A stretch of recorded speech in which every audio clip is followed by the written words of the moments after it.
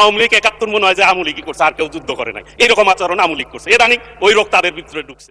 জুলাই সনদ নিয়ে কথা হচ্ছে, এই সংসদে আইন পাশ হবে, আমরা আইনের পাশ করার জন্যই জনগণ আমাদেরকে পাঠিয়েছে।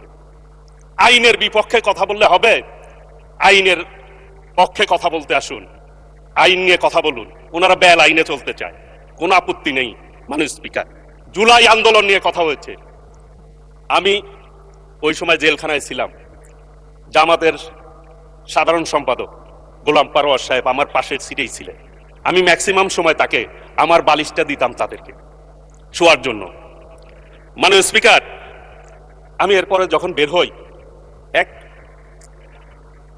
টেলিভিশনে দেখলাম শিবিরের সভাপতি বলছে উনি নাকি ওই টাইমে বাজার করেছেন, আর ছাত্র দলের সভাপতি রাস্তায় আহত হয়েছে পুলিশ দ্বারা।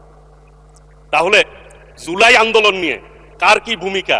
এই আওয়ামী লীগের মতো আচরণ। আওয়ামী লীগ ৭১ মনে হয় যে আওয়ামী লীগই করছে, আর কেউ যুদ্ধ করে নাই, এরকম আচরণ আওয়ামী লীগ করছে। এদানি ওই রোগ তাদের ভিতরে ঢুকছে। জুলাই আন্দোলন খালি তারাই করছে, আর কেউ করে না। এইটা বলে আজকের এই সংসদ ঐক্যবদ্ধতা সংসদ।